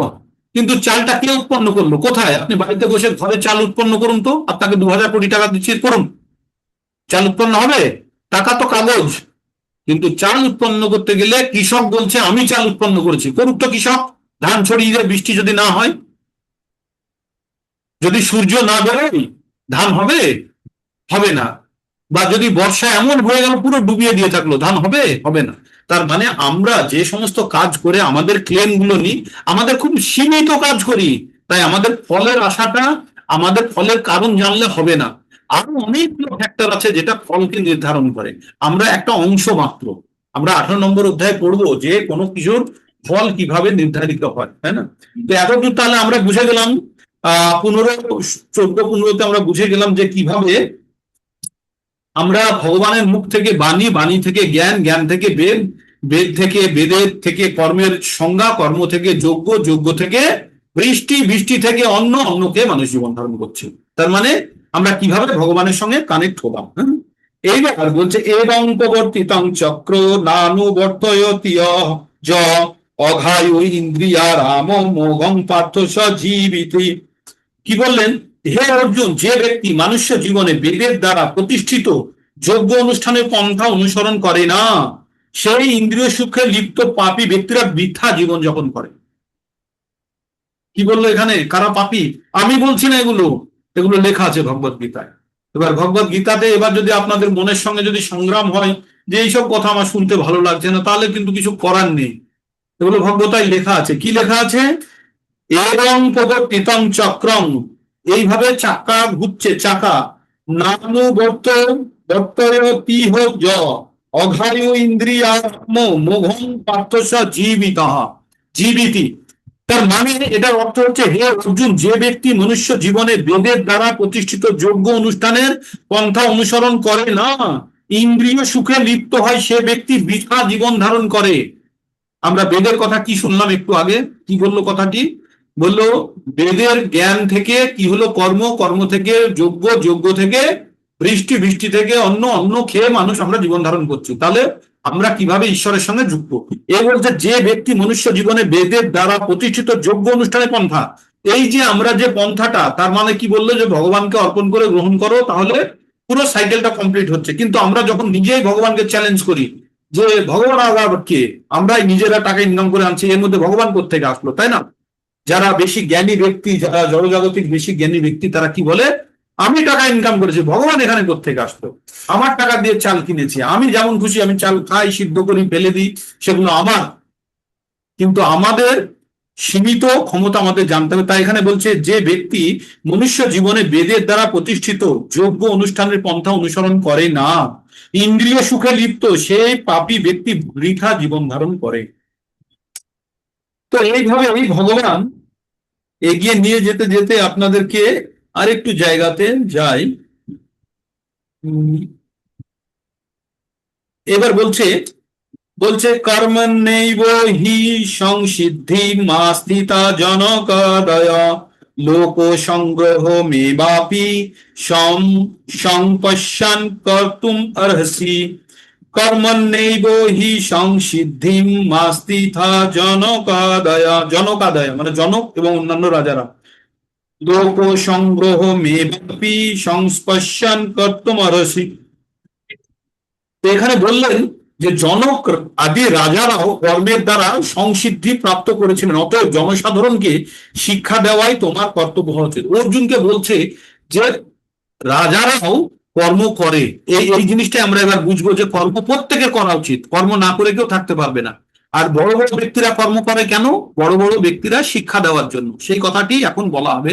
তাই বলছে জনক রাজাও নিজে কর্ম করত, যদিও তার কোনো কর্ম করার প্রয়োজন নেই। ভগবান একটু পরে বলবে আমিও কর্ম করি, যদিও আমার এই ত্রিভুবনে কিছু পাওয়ারও নেই, কিছু অপ্রাপ্যও নেই, আর কিছু প্রাপ্যও নেই, মানে কিছু আমার আকাঙ্ক্ষাও নেই, কিছু না পাওয়াও নেই, ঠিক?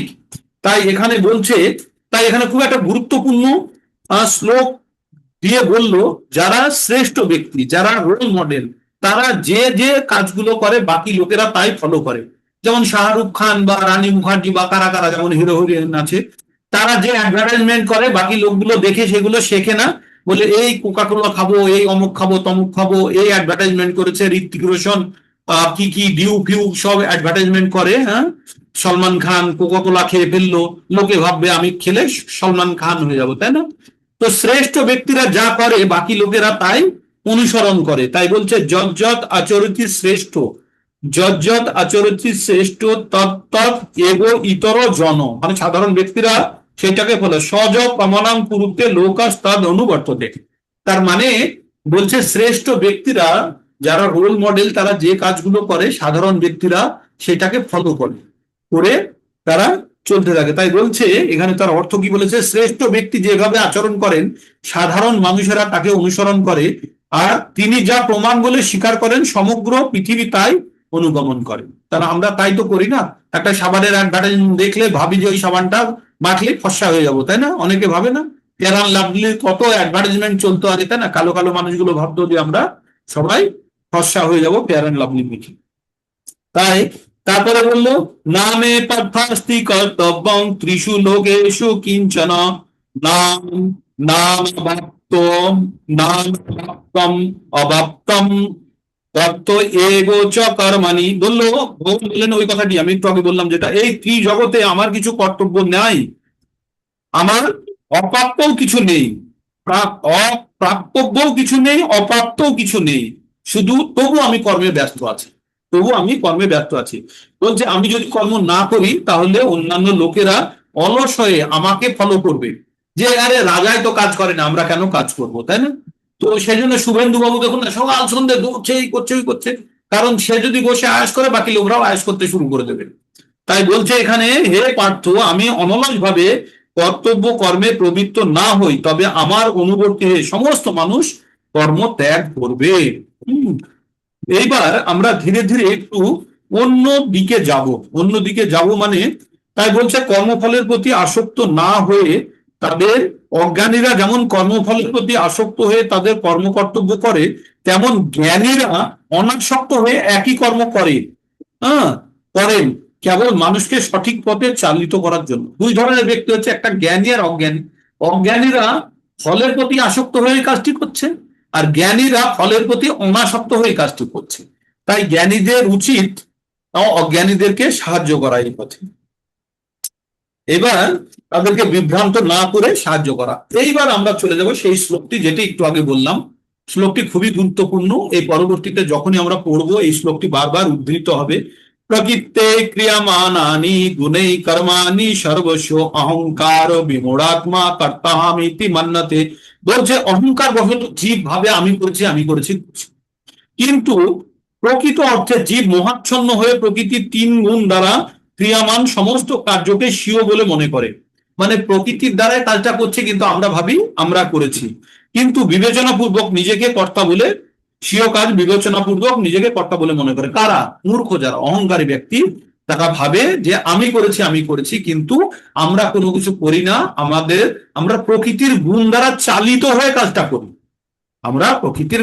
তাই বলে কোর্টে গিয়ে কেউ যদি বলে বাবু পাপ করে ফেলেছি, আমি না, আমি প্রকৃতির গুণে করে ফেলেছি, আমাকে সাজা দেবেন না, তার উত্তর আছে, একটু পরে আমরা পড়বো, এক্ষুনি পড়বো ওটা। হ্যাঁ, তো তাই ভগবান কি বলছেন, তত্ত্ববিত্তু মহাবাহ গুণ কর্ম বিভাগ গুণাগুণেষু বর্তন্ত ইতিমত্তা না সজ্জতে। তো তাই বলছে হে মহাবাহ কর্তব্য ব্যক্তি, যারা বুদ্ধিমান ব্যক্তি, তারা ভগবত ভক্তিমুখী কর্ম সকাম কর্মের পার্থক্য ভালোভাবে জানে। যারা জ্ঞানী ব্যক্তি, যারা তত্ত্বজ্ঞানী, তারা কোনটা কর্ম অকর্ম আর কোনটা সকাম কর্ম খুব ভালোভাবে জানে।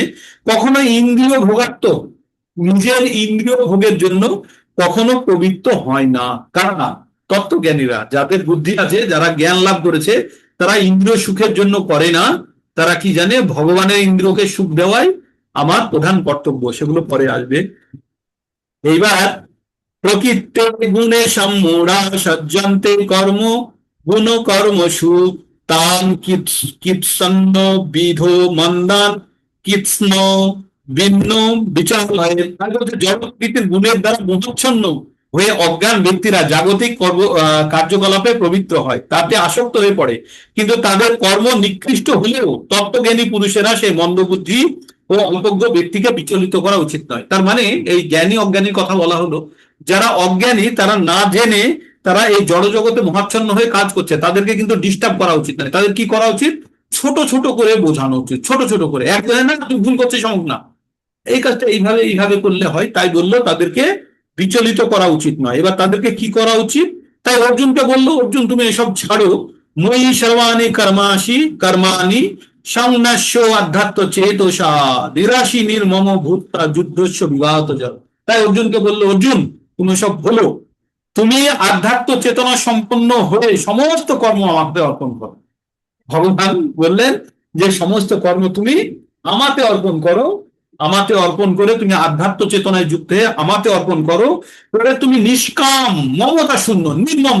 আমরা নির্মম কথার অর্থ কি জানি? নির্মম মানে যা দয়া নেই। আমরা বলি না নির্মম, নির্মম মানে কি দয়াহীন তো নাকি?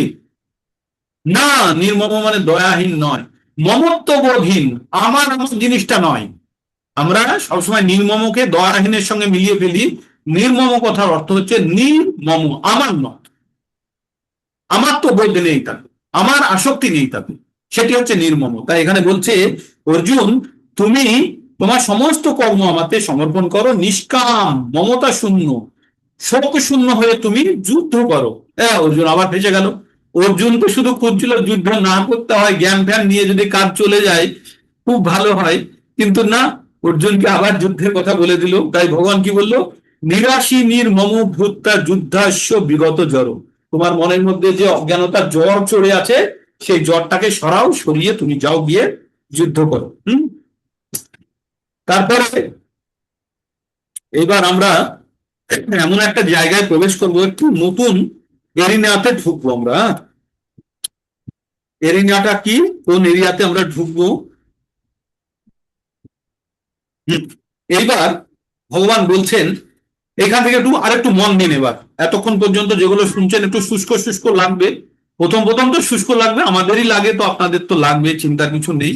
বারবার শুনতে শুনতে তো কিছুটা অ্যাকসেপ্টেন্স লেভেল বাড়বে। এইবার শুনুন, খুব একটা গুরুত্বপূর্ণ শ্লোক।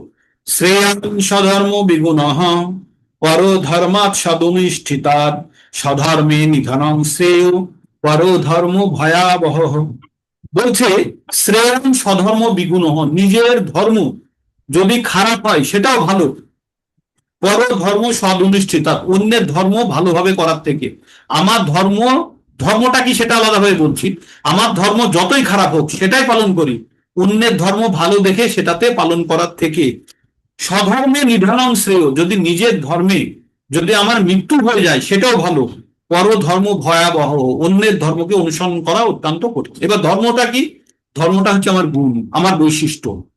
তাহলে আমার বৈশিষ্ট্য, আমি একজন সৈনিক, আমি একজন সৈনিক, আমি যুদ্ধক্ষেত্রে যুদ্ধ করতে গেছি, ঠিক, আমি যুদ্ধ করতে খুব এক্সপার্ট, আমি দারুণ গুলি করে মারতে পারি আমার শত্রুদেরকে। এবার আমার বন্ধু ডাক্তার, সে আমার সমানে র্যাঙ্কিং ছিল মনে করুন স্কুলে, তাকে যদি আমি এসে বলি তুই তো ডাক্তারি অপারেশন করিস, আমি খুব এক্সপার্টি এর সঙ্গে আমি 200 মিটার দূর থেকে আমি কাউকে গুলি করে মারতে পারি, দে তো চল তোর অপারেশনটা আমাকে করতে দে, আমি অপারেশন করে দেবো, আমি কেটে দিতে পারবো, আমি তো কত লোককে মারি। সে কি পারবে? সে হয়তো ইচ্ছা না। খুব করার চেষ্টা করবে, কিন্তু সে লোকটাকে মেরে ফেলবে, ফেলবে তো, অত্যন্ত ভয়াবহ। কিন্তু আবার ওই ডাক্তার যদি বলে আচ্ছা তুইও তো আমার বন্ধু, আমরা তো একসঙ্গে পড়েছি, তুই দূরে গুলি করে মারতে পারবি, চল আমাকে দে আমি পারবো, সে যদি যায়, গিয়ে সে যদি শত্রু ওখানে ব্যাটেল ফিল্ডে গুলি করার চেষ্টা করে, তাকে আগে মেরে দেবে। তার মানে যার কাছে যে বৈশিষ্ট্য গুণ আছে তার সেটাই পালন করা উচিত, সে অন্যকে কপি করতে গেলে এটা ভয়াবহ। কিন্তু এইটার অন্য অর্থ বার করে কারা? আমি এক মৌলভীর কাছ থেকে এই শ্লোকটি শুনেছিলাম, তারা অন্য অর্থ বার করে, বলে নিজের ধর্মের জন্য আমরা জান দিয়ে দেবো, মানে এটা তারা বুঝেছে, ঠিক। তো এই শ্লোকটি আপনারা পড়বেন।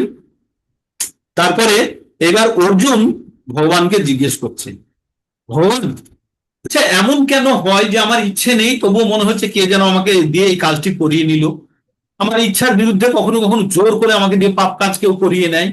অর্জুন এই কথাটি জিজ্ঞেস করছে ভগবানকে, বলছে অর্জুন উবাচ অথ কেন প্রযুক্ত পাপং চরতি পুরুষঃ অনাচ্ছন্নপি বাষ্ণেয় বলাদিব নিয়োজিতঃ। অর্জুন উবাচ অথ কেন প্রযুক্তোऽয়ং পাপং চরতি পুরুষঃ অনাচ্ছন্নপি বাষ্ণেয় বলাদিব নিয়োজিতঃ। তো অর্জুন জিজ্ঞেস করলেন, ভগবান আচ্ছা এইটা বলুন তো হে বাষ্ণেয়, এটা বলুন, কখনো কখনো এমন হয় যে আমাদের ইচ্ছে নেই তবুও যেন জোর করে কেউ আমাকে দিয়ে পাপ কাজ করিয়ে দিচ্ছে, সেটা কে? তখন ভগবান কি বললেন? শ্রী ভগবান উবাচ কাম এষ ক্রোধ এষ রজগুণ সমদ্ভব মহাশন মহাপাপম বিদ্যনৈম বৈরিনাম। ভগবান বললেন কাম এসো ক্রোধ এসো, কাম ক্রোধ এগুলো রজগুণ থেকে তৈরি হয়। আমরা আগে তিনটে গুণের কথা বলেছিলাম না, রজ সত আর তম। তাই বলছে কাম মানে কোনো জিনিসকে তীব্রভাবে পাওয়ার আকাঙ্ক্ষাকে বলে কাম। আর ক্রোধ, কাম যদি আমাদের কিছুটা যদি আমাদের ইচ্ছা পূর্তি হয় তাহলে আমাদের কি হয়, লোভ উৎপন্ন হয়। আর সেটা যদি না মেটে তাহলে আমাদের ক্রোধ উৎপন্ন হয়। তাই বলছে কামও এসো ক্রোধ এসো। বলছে কাম এবং ক্রোধ কোথা থেকে উৎপন্ন হয়? রজগুণ থেকে। তার মানে আমাদের মধ্যে যে গুণ, গুণগুলি কিভাবে আমাদের মধ্যে উৎপন্ন হয়? প্রকৃতি থেকে যে খাদ্য গ্রহণ করি আর যাদের সঙ্গে সঙ্গ করি তাদের থেকে আমাদের মধ্যে গুণ উৎপন্ন হয়। তাই সেই গুণের মধ্যে যদি রজগুণ থাকে, এই রজগুণ থেকে কাম আর ক্রোধ উৎপন্ন হয়। আর এটি মহাপাপেই সর্বগ্রাসী অত্যন্ত। আর এদেরকে তুমি চরম শত্রু হিসেবে জানবে। কাদেরকে? কামকে। তার মানে আমাদের চরম শত্রু জেনে গেলেন। আপনাদের শত্রুকে, আপনাদের চরম শত্রু হচ্ছে কাম। কাম মানে কোনো জিনিসকে তীব্রভাবে পাওয়ার ইচ্ছা, ভগবান ছাড়া কোনো জিনিসকে তীব্রভাবে পাওয়ার ইচ্ছাকে বলে কাম। এটা কোথায় থেকে এসছে? আমরা ভগবানের থেকেই পেয়েছি। যখন আমরা, আমাদের মধ্যে প্রেম আছে, অগাধ প্রেম আছে, এই প্রেম যখন রজগুণের প্রভাবে চলে আসে তখন এই প্রেম কামে পর্যাবসিত হয়। হ্যাঁ, এই প্রেম কিসে পর্যাবসিত হয়? কামে পর্যাবসিত হয়। তাই আমাদেরকে এই রজগুণের প্রভাব থেকে আমাদেরকে মুক্ত করতে হবে যদি আমরা আধ্যাত্ম চেতনায় যেতে চাই। বলছে জীব যখন জড় জগতের সংস্পর্শে আসে তখন তার অন্তরে শাশ্বত কৃষ্ণ প্রেম রজগুণের প্রভাবে কামে পর্যাবসিত হয়। পক্ষান্তরে বলা যায় টক তেঁতুলের সংস্পর্শে যেমন দুধ দই হয়ে যায়, তেমনি ভগবানের প্রতি আমাদের অকৃত্রিম প্রেম কামে রূপান্তরিত হয়। তারপরে কামের আত্মতৃপ্তির ফলে হৃদয়ে ক্রোধের উদ্ভব হয়, আর ক্রোধ মোহে পর্যাবসিত হয়। মোহাচ্ছন্ন হওয়ার পরে জীব জড়জগতের বন্ধনে স্থায়ীভাবে আবদ্ধ হয়ে পড়ে। তাই কাম জীবের সব থেকে বড় শত্রু। এই কাম আমাদের জড়জগতে বিভিন্ন কাজের মধ্যে আমাদের বেঁধে ফেলেছে। তাই কাম আমাদের বুদ্ধি, আমাদের জ্ঞানের উপরে একটি লেয়ার তৈরি করেছে, আমাদের জ্ঞানের উপরে লেয়ার তৈরি করেছে। কেমন লেয়ার? যেমন আগুনের উপরে ধোঁয়া থাকে, যেমন আগুনের উপরে ধোঁয়ার লেয়ার থাকে, যেমন আয়নার উপরে ধুলো পড়ে থাকলে পরিষ্কার দেখা যায় না, বা আগুনের উপরে যদি ধোঁয়া থাকে আগুনের তাপটা ঠিকভাবে উপভোগ করা যায় না। আবার যখন গর্ভে সন্তান জরায়ুর মধ্যে আবদ্ধ থাকে তখন সে যেমন ঠিকভাবে প্রকাশিত হতে পারে না, তেমনি আমাদের জ্ঞান যখন কামের দ্বারা আচ্ছাদিত থাকে তখন আমাদের তার প্রকৃত বহিঃপ্রকাশ হয় না। তাই একটা সুন্দর শ্লোকের মাধ্যমে এটি বলা হয়েছে, ধূম্রেন ধূমেনা প্রিয়তে যো বন্ধি যথা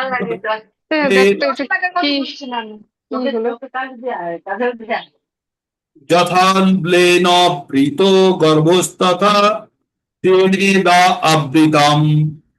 ধূম্রে ধূমেন প্রিয়তে বন্ধি যথা বন্ধির যথাদর্শ মলেন চ যথোল্বেন প্রীত গর্ভস্তথা তেদেন মাবৃতম।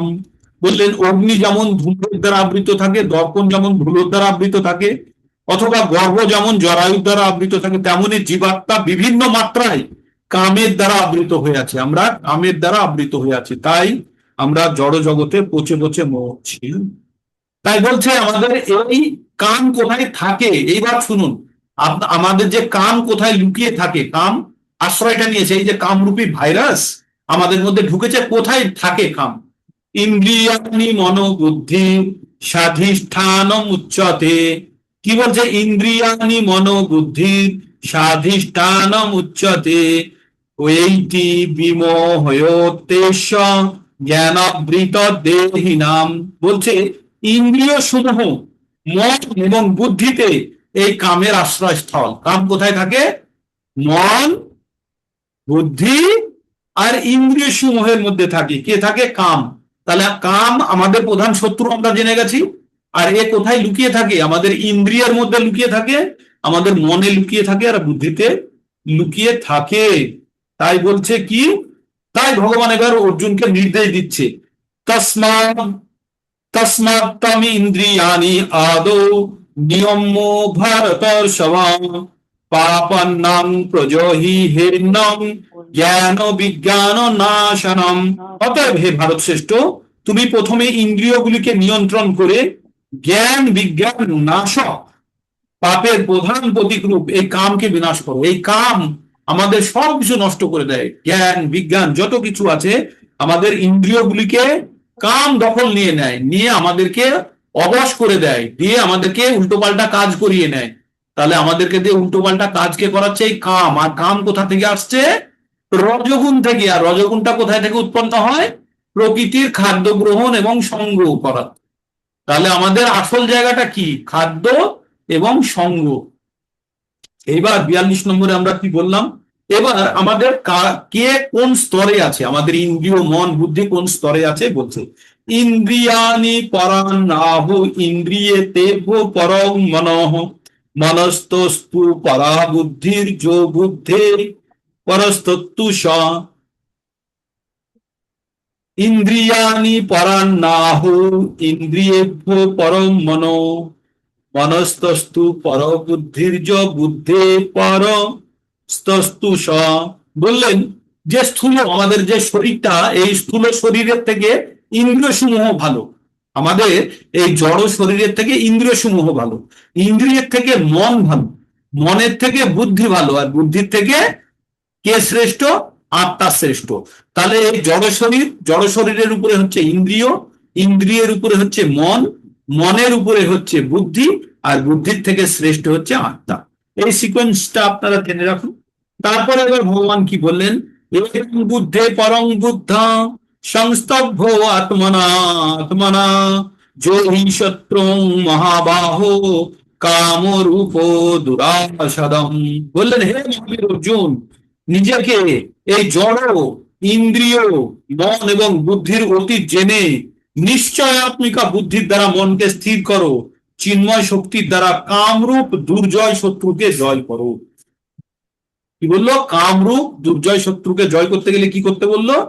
যে ইন্দ্রিয় সমূহ মন এবং বুদ্ধিকে অতীত জেনে নিশ্চয়াত্মিকা বুদ্ধি মানে ধীরস্থ, যেটা আমরা পড়লাম 54 থেকে 72 পর্যন্ত, দ্বারা মনকে স্থির করো এবং চিন্ময় শক্তির দ্বারা কামরূপ দুর্জয় শত্রুকে জয় করো।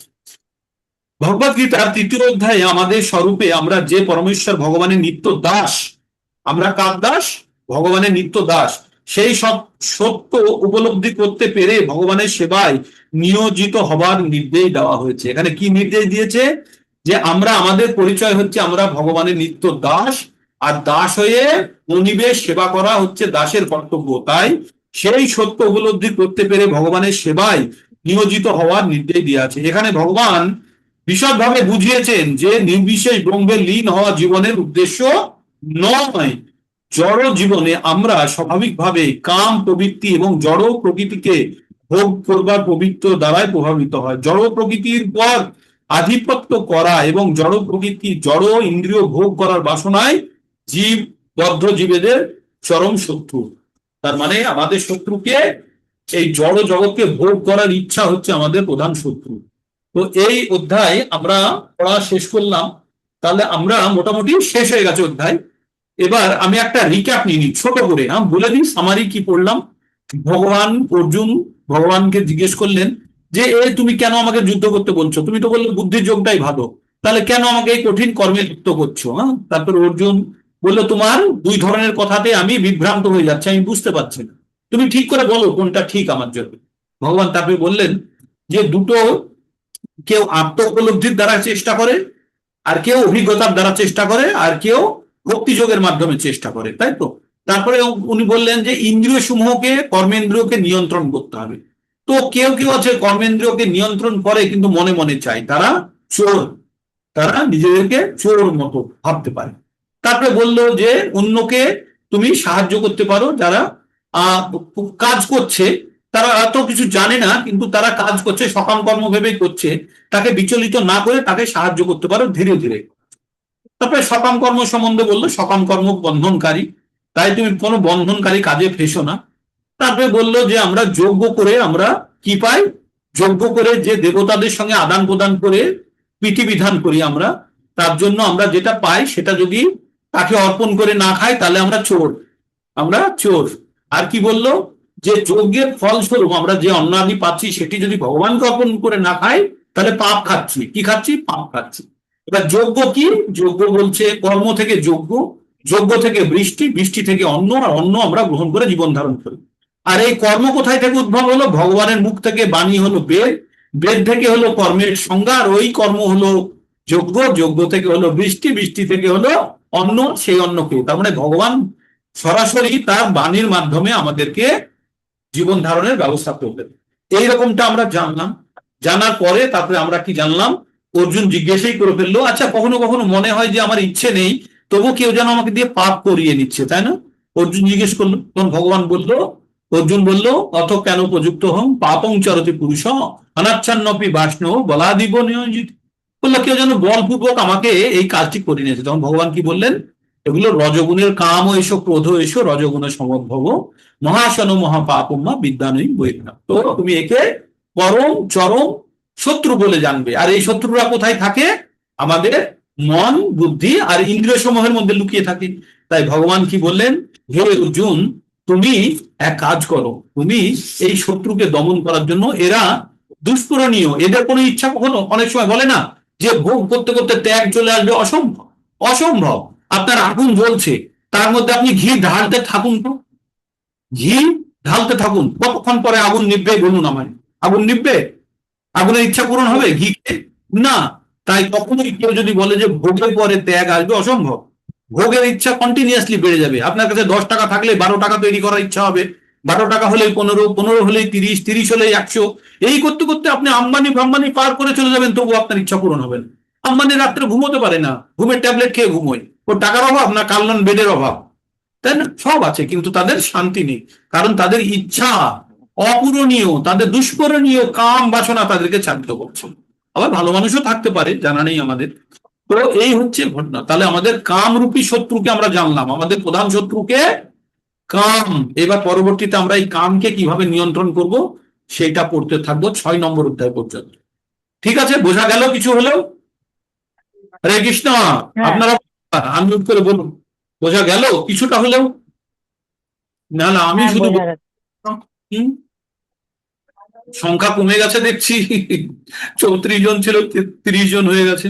বোঝা গেল, কিন্তু আজকে মনে হচ্ছে যেন আজকে একটু কঠিন ছিল। আর তেলে খোসা ছাড়াতে হবে তো, তবেই তো গিয়ে শ্বাস খেতে পাবো আমরা, তাই না? একটু একটু করে ডিগ্রি বাড়বে, একটু কঠিন বাড়বে, হ্যাঁ অসুবিধা নেই। আর তারপরে যখন আবার পুরো রিক্যাপ নেবো তখন আবার বোঝা যাবে এই জন্য এটা, এই জন্য এটা, একটু একটু কষ্ট থাকবে। হ্যাঁ, এত সহজ হলে তো সবাই পারতো, তাই না? আচ্ছা। ভগবদ গীতা শিখে হ্যাঁ যেত। হ্যাঁ হ্যাঁ হ্যাঁ, এটা একটু যারা সেটাই।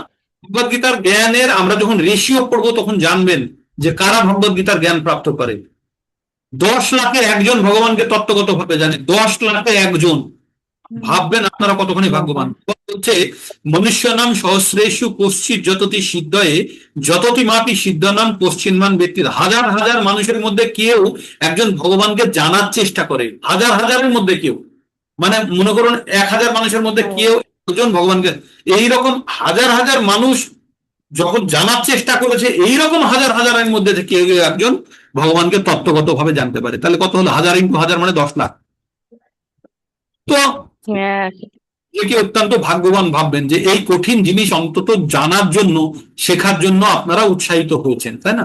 কখনো কোনো অঙ্ক কঠিন হ্যাঁ লাগবে, সহজ লাগবে, ইন্টারেস্টিং লাগবে, ধৈর্য রাখুন, 18 দিন কষ্ট করে আমার সঙ্গে থাকুন, তারপরে আপনারা নিজের ফারাকটা বুঝতে পারবেন। যারা একদম নতুন আচ্ছা। তাদেরকে অনুরোধ করবো, এই 18টা দিন অন্তত আপনারা, আজকে তো 3 দিন হয়ে গেল, আর 15টা দিন কষ্ট করে থাকুন, আর তারপরে হ্যাঁ আপনারা হ্যাঁ হ্যাঁ আপনারা আপনাদের উপলব্ধি করেন। ঠিক আছে? একদম ঠিক আছে। প্রভু, আমি একটা কথা বলছি। এখানে একটা আমাদের জ্ঞান হলো যে যে খাবারটা আমরা খাচ্ছি ওটা যখন ভগবানকে না দিয়ে খাই ওটা হ্যাঁ, আমাদের পাপ খাওয়া হচ্ছে। এইটাই এখানে একটা বিশেষ জিনিস মানে আমাদের উপলব্ধি হলো আর কি। খাচ্ছি আমরা, খাচ্ছি কারণ দেওয়ার জিনিস, আর আমরা চুরি করে খেয়ে নিচ্ছি আমাদের প্রয়োজন মতো, তাই না? তা আমরা পাপ খাচ্ছি, গ্রন্থে হ্যাঁ লেখা হ্যাঁ আছে, আমি বলছি না। 3 নম্বর অধ্যায় 13 নম্বর শ্লোকে লেখা আছে, আপনারা পড়ে নেবেন একবার। হ্যাঁ, আমি হ্যাঁ। বলছি না, কিন্তু আমি বইতে লেখা আছে তাই। না না, সেটা ঠিকই তো। এই কিছু জ্ঞান তো এগুলো আমাদের জানা নেই, কিন্তু এই জ্ঞানগুলো আমাদের হচ্ছে আর কি। ঠিক এই ঠিক ঠিক। জ্ঞানগুলো আমরা পাচ্ছি।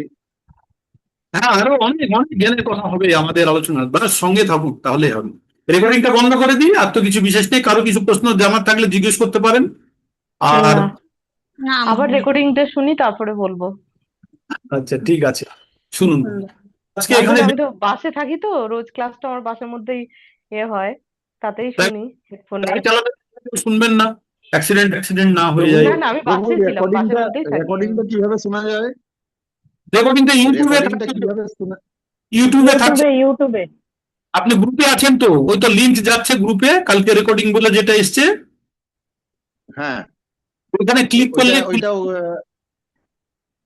আচ্ছা আচ্ছা আচ্ছা, ওইটা ক্লিক করলেই বের হবে না?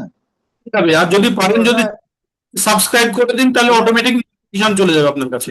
ওটা আলাদা আলাদা সব বেরিয়েছিল তো, প্রভু, ওই জন্য এতদিন বুঝতে ভাবতাম পারিনি। সকর্ম করতে হবে, এখন দেখছি অকর্ম করতে হবে। সকাম কর্ম করলে বিপদ, বাজারে টাকা ধার দিয়ে চলে আসলে নামতে যেতে হবে আবার।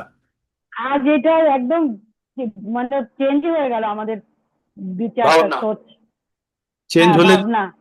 ভগবানের প্রভু, এটা গোপনীয় জ্ঞান মাতাজি, এটা গোপনীয় জ্ঞান, এটা সকলের জন্য নয়। বাজার থেকে ভগবত হ্যাঁ। গীতা কেউ কিনে এনে পড়ে বিদ্বান পণ্ডিত হতে পারবে না। এটা উপলব্ধি স্তরে যেতে হবে, তবেই হবে। তাই ভগবানের অসীম কৃপা দরকার। আমি বলেছিলাম না প্রথম দিনে, যে ভগবত গীতার জ্ঞান অর্জন করতে গেলে ভগবানের অসীম কৃপা লাগে, অসীম কৃপা, অসীম কৃপা লাগে। খুব ঠিক, সুন্দর। ঠিক আজকে আছে। তাহলে এখানে বিরাম নিই, আবার কালকে 6টার সময় জয়েন করে যাবেন। হরে হ্যাঁ। কৃষ্ণ। হরে হরে কৃষ্ণ। কৃষ্ণ। হরে কৃষ্ণ।